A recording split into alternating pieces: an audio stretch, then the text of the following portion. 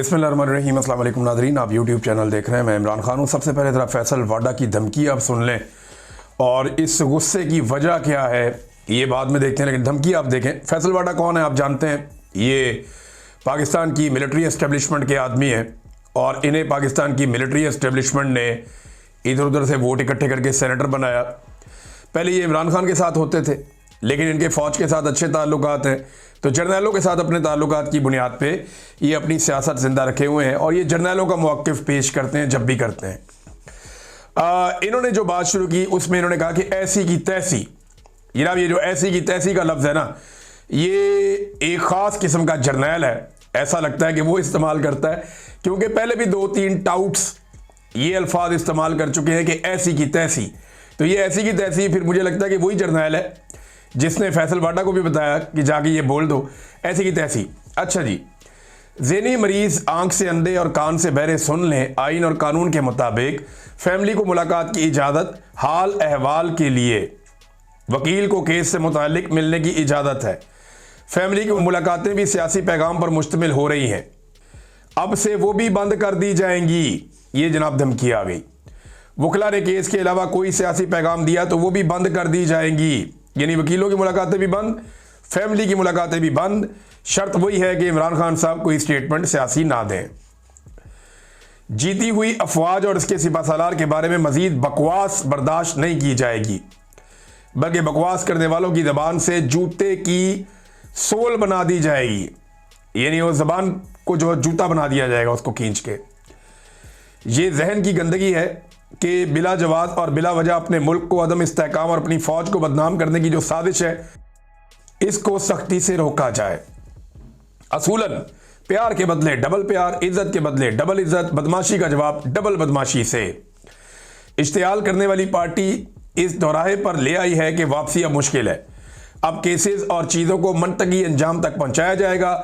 वज़ीर आला ने इंच बराबर कोई मज़ीद हुड़ाहुड़ी की तो बची कुची सियासत रह गई है, वो भी गवर्नर राज से ख़त्म कर दी जाएगी।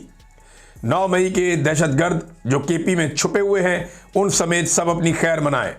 नोटिफिकेशन करने वालों को कहा था कि जल्द आ रहा है, अब इसको रोल करके हलक से निकालने की तैयारी कर लें। ये जनाब फैसल वाडा की धमकी है। गुस्से की वजह क्या है? गुस्से की वजह यह है कि पाकिस्तान की एस्टेब्लिशमेंट ने इमरान खान को एक मरतबा फिर अंडर एस्टिमेट किया। इन्हें यह लगा कि नोटिफिकेशन फंसा हुआ है, ऐसे में इमरान खान कोई सियासी फैसला करेगा और इमरान खान आर्मी चीफ के लिए कोई नरमी पेश करेगा, ताकि अगर आर्मी चीफ के ताल्लुकात या फ़ौज के ताल्लुकात वहाँ पे मौजूदा पीडीएम की जमातों के साथ ख़राब हो रहे हैं या जरदारी और नवाज शरीफ के साथ कोई अच्छे नहीं हैं, तो इमरान खान फ़ौरन एक रूम क्रिएट करेगा कि ठीक है जी इधर आ जाओ। लेकिन वो हुआ नहीं। इमरान खान तब्दील नहीं करेगा, ये तो अब कल के दिन में साबित हो गया। यानी अगर नवाज शरीफ या जरदारी ये चाहते हैं कि आसिम मुनीर साहब को हटाकर एक नया आर्मी चीफ लेकर आए, तो इससे अच्छा मौका उन्हें नहीं मिलेगा। देखिए ना, आर्मी चीफ को हटाते हुए या नया आर्मी चीफ लाते हुए या एक्सटेंशन से बचना हो तो टेंशन क्या होती है? वो यही होती है ना कि दूसरी जमात के साथ जाकर मिल जाएगा आर्मी चीफ, या दूसरी जमात की गोद में जाके आर्मी चीफ बैठ जाएगा, या उनको साथ अपनी गोद में बैठा लेगा। कोई ऐसा ही खेल होता है ना जो खेला जाता है हर दफ़ा। सियासतदानों को यही डर होता है ना कि जनाब अगर मैं फ़ौज के साथ ठीक ना रहा तो दूसरा ठीक हो जाएगा। तो इमरान खान ने सियासतदानों का ये डर भी दूर कर दिया। यानी अगर जरदारी और नवाज शरीफ चाहते हैं कि आर्मी चीफ चेंज करें तो इस वक्त वो खुल के कर सकते हैं। इस वक्त अगर उन्होंने आर्मी चीफ को एक्सटेंशन दी तो ये उनका अपना ज़ाती फैसला होगा, इसमें किसी किस्म की मजबूरी या प्रेशर नहीं होगा। मजबूरी इतनी सी होती है ना कि दूसरी सियासी जमात की तरफ आर्मी चीफ चला जाएगा, वो अवाम में बहुत मकबूल है जमात। तो इमरान खान तो डील नहीं करता। इमरान खान ने तो अपने कल के स्टेटमेंट में शट अप कॉल दी है उन तमाम जहनों को जो दस्तक दे रहे थे अडियाला जेल के दरवाजे पर कि जनाब ठीक है उधर ताल्लुकात खराब है, जरा आपको भी चेक कर लेते हैं। तो इमरान खान साहब ने कहा लो कर लो चेक। तो इमरान खान डील नहीं करेगा। अगर नया आर्मी चीफ लाना चाहते हैं तो इससे बेहतर मौका इन्हें दोबारा नहीं मिलेगा। नाज़रीन, द गार्डियन ने एक army chief field marshal Asim Munir के बारे में एक आर्टिकल लिखा है। ये आर्टिकल बड़ा इंटरेस्टिंग है। पहले जरा ये आर्टिकल सुने, फिर अब हम बताते हैं कि हम सियासतदानों का तो एहतसाब कर देते हैं कि इसका दौर शुरू हुआ तो ये अच्छा हो गया, ये बुरा हो गया। लेकिन हम कभी ये नहीं देखते कि आर्मी चीफ के दौर में पाकिस्तान कहां से कहां पहुंच गया। एक्चुअली तो पाकिस्तान का बेड़ा गर्क पाकिस्तान के डिफरेंट मिलिट्री डिक्टेटर्स ने किया है। सियासतदान तो ना 3 में ना 13 में, एक तो बेचारों को इक़्तिदार मिलता ही नहीं है, मिले भी तो मुद्दत पूरी नहीं होती। तो सियासतदानों के साथ तो बेचारों के साथ ये हालात रहते हैं। तो आर्मी चीफ तो सारे के सारे अपनी मुद्दत ना सिर्फ पूरी करके जाते हैं बल्कि एक्स्ट्रा टाइम लेकर जाते हैं, सारे इख्तियारात भी अपने पास रखते हैं। तो भाई मुल्क में जो अच्छा और बुरा हो रहा है वो भी इनके खाते में डालो ना। ये भी आपको देखना चाहिए कि एक आर्मी चीफ की मुद्दत मुलाजमत में पाकिस्तान कहां पहुंच गया। इस पर हम बात करते हैं, लेकिन पहले जरा ये आप देखें द गार्डियन का जो आर्टिकल है, इसका जो उन्वान है वो ये है कि Pakistan increasingly powerful army chief, a king above all, सबके ऊपर एक बादशाह। The rise and rise of Asim Munir. Asim Munir साहब की जनाब उठानी खत्म नहीं हो रही, और ये अब आलमी मीडिया कह रहा है, मैं नहीं कह रहा। आर्टिकल ये कहता है जी कि जनरल आसिम मुनीर की पाकिस्तान में बढ़ती हुई ताकत और 27वीं आईनी तरमीम के असरात पर मरकूज है। यानी इनकी ताकत जो है 27वीं आईनी तरमीम के बाद बढ़ी। और ये अहम नुकात की उन्होंने एक फहरिस्त दी है, और ये भी बताया कि जनाब आसिम मुनीर साहब पाकिस्तान के आर्मी चीफ हैं और किस तरह के हैं, इनका थोड़ा पस मंज़र बताया है। फिर ये सबसे ताकतवर शख्सियत के तौर पे अब जाने जाते हैं। मई 2025 में भारत के साथ झड़पों के बाद उन्हें 5 सितारा जर्नैल का ओहदा मिल गया। उन्हें अमेरिकी सदर डोनाल्ड ट्रंप का फेवरेट फील्ड मार्शल भी कहा जाता है, और अब उनकी ताकत तमाम मुसल्लह अफवाज, आर्मी, नेवी, एयरफोर्स पर फैली हुई है, सारा कुछ इनके कंट्रोल में। और इसके बाद जनाब बता रहे हैं कि 27वीं आईनी तरमीम, ये जो गुज़िश्ता महीने मंजूर होने वाली है तरमीम, फौज की बालादस्ती को आईनी तहफ़्फ़ुज़ देती है, और जिसे नाकदीन ये कह रहे हैं कि ये एक आईनी बगावत है।